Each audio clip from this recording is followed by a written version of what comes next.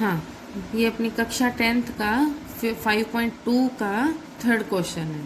ठीक है, तो इसमें उसने क्या बोला है, किसी समांतर श्रेणी का छठवां स्टेप 17 और 17वां स्टेप, दो स्टेपों की बात करें, दो स्टेप्स की। ठीक है, एक तो छठवां स्टेप और एक 17 नंबर का स्टेप।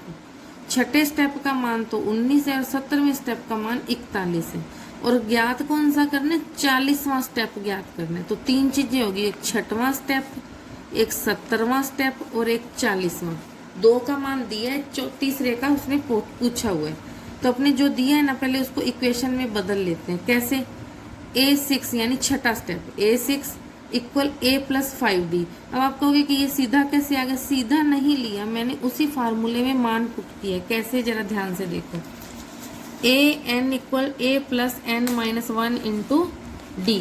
ये D थोड़ा इधर छुप गया है, लेकिन मैंने आपको फार्मूला पहले बता दिया है बेटा, तो उसमें थोड़ा देख लेना। ठीक है, तो N की वैल्यू 6 पुट करो, क्योंकि हमने छठवां स्टेप निकालना है। A6 इक्वल A+N की जगह 6 -1 इंटू D, घटाओगे तो 5 आ गया ना, तो 5D आ गया, A+5D।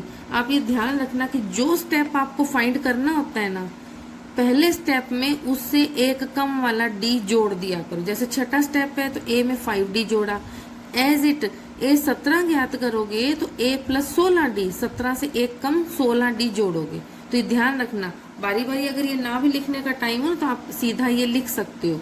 ठीक है, तो अभी दो इक्वेशन बन गई, लेकिन इन दोनों इक्वेशन को थोड़ा और अपने को हल करना है। कैसे, छठे स्टेप का मान उसने दिया हुआ है 19 है, तो हमने उसको लिखा A6 इक्वल 19 दिया हुआ है, बराबर में A+5D। अब ये पूरी एक नंबर इक्वेशन बन गई। इसी तरह से A17 का मान वो देता है 41, तो A17 इक्वल 41 इक्वल A+16D। तो ये दूसरी समीकरण पूरी बन गई। अब आपने 10th क्लास में देखो, अपने को थोड़ा सा अलग तरीके से काम करना पड़ता है। 9th क्लास में आपने सिर्फ इक्वेशन हल करना सीखा था। 10th में थोड़ा सा एक पोर्शन और आता है कि अगर अपने पास दो वैल्यूज दी हो, दोनों का मान निकालना हो। एक बात का तो ये ध्यान रखना, जितने मान निकालने उतनी समीकरणें होना जरूरी है। जैसे यहाँ पे A का मान निकालना है और D का, तो दो चीजें निकालनी होगी ना, दो चर राशियां हो गई, तो अपने को दो समीकरणों की जरूरत पड़ेगी। तो वो हमारे पास है, दो समीकरणें अलग अलग पड़ी हैं। अगर मान लो आपको तीन चीजों का मान निकालना होता तो तीन समीकरणों की जरूरत पड़ती है। अब कई बार बच्चे कहते हैं अगर 100 चीजों का मान निकालना हो, बिल्कुल बेटा, अगर 100 चीजों का मान निकालना है ना, तो 100 इक्वेशन की जरूरत पड़ती है। हाँ, ऐसा सवाल आता नहीं है, लेकिन बेटा 4 या 5 वेरिएबल्स तक अपने पास आ जाता है कभी कभी। तो जितने वेरिएबल का मान निकालना है उतनी इक्वेशंस की जरूरत होती है। अब इसमें अपने क्या करेंगे, किसी एक चीज को हटाना है। हटाने का मतलब उसको मतलब छुपाना है। अब छुपाने का ये तो है नहीं कि इसके ऊपर हाथ रख लोगे, तो कुछ ऐसा मेथड होता है। अब जैसे एक नंबर में से मान लो मैं 2 नंबर इक्वेशन घटा देती हूँ, जैसे आप 6th क्लास से करते आ रहे हो घटाओ वगैरह, तो जरा देखो, घटाने का निशान आपको बताया हुआ है कि चिन्ह, नीचे वाली रकम के चिन्ह बदल जाते हैं। ठीक है, ये चिन्ह बदल गए। अब घटाओ करेंगे तो थोड़ा देखो, इधर से शुरू करना है अपने को, राइट हैंड साइड से घटाओ शुरू करना होता है। घटाओ या जोड़ या गुना जो भी है राइट हैंड साइड से शुरू होता है, जो बीज गणित में होता है। तो डी का तो डी लगाना ही है। 16 बड़ी रकम है, 5 छोटी रकम, फिर वही कि छोटी रकम को बड़ी में से घटा दो, तो 11 बच गया। 11 के आगे चिन्ह कौन सा, 16 जो था उसका चिन्ह अब ये माइनस का काउंट होएगा, प्लस का नहीं माइनस का, तो ये अपना -11D आ गया। अब ये ए से ए तो कट गया, खत्म हो गया। चाहे आप 0 लिखना चाहो तो यहाँ लिख सकते हो, बाकी नहीं लिखोगे तो भी चलेगा। इधर 41 बड़ी रकम है, 19 छोटी, घटाओ किया तो 22, लेकिन चिन्ह माइनस का, माइनस से माइनस कट जाएगा। 11 अब इसके नीचे आएगा, डी इधर रह जाएगा, तो 11 2 जा 22 होता है, तो डी की वैल्यू अपने पास 2 आ गई। अब ये डी का मान हम समीकरण नंबर 1 में यहाँ पे रखेंगे। ठीक है, हाँ, तो अब अपनों ने 1 नंबर समीकरण में जो डी का मान निकाला है वो भर देंगे। तो 19 इक्वल ए का ए प्लस 5D था, तो 5 रख लिए, डी की वैल्यू पुट कर दी, 5 दूनी 10 आ गया। ए का मान निकालना है, अब ये 10 इधर जाके 19 में से घट जाएगा, जैसे आप समीकरण हल करते हो। ए का मान आपके पास 9 आ गया, तो ए का मान भी आ गया, डी का भी आप निकाल चुके हो। अब ए और डी दोनों का मान आप 40वां स्टेप ज्ञात करने में करोगे। अब पहले तो A40 ज्ञात करने का फार्मूला लिखो, यानी AN बराबर A+N-1 इंटू डी। अब A40 है तो N की जगह 40 भर दिया, बराबर ए की जगह फर्स्ट स्टेप 9 आ गया, प्लस अब आप कहोगे कि ए कहाँ से है, तो जो अपनों ने अभी ए निकाला है वो पुट की है, प्लस एन का मान 40 है, 40 माइनस 1 इंटू डी का मान अपनों ने पहले निकाला था 2 आ गया था, 9 का 9 प्लस 39 इंटू में 2, 39 2 जा 78, 78 में 9 जोड़ोगे तो 87 आ जाएगा। तो आपके पास A40 यानी कि 40वें स्टेप का मान 87 मिलेगा आपको, ठीक है। अब ये क्वेश्चन नंबर जो 4 है ना, ये क्वेश्चन नंबर 3 की तरह ही है। करने को मैं करके दे देती, पर बेटा खुद भी करके देखो, हाँ नहीं आएगा मेरे से पूछो, क्योंकि अगर और जो नहीं आता ना कमेंट सेक्शन में आप बताना कि आपको ये क्वेश्चन नहीं आया, और कारण भी अगर लिखो ना कि कहाँ से नहीं आया तो ज़्यादा बेटर है, क्योंकि बेटा एग्जाम आपको देने हैं, मेरे को नहीं देने हैं।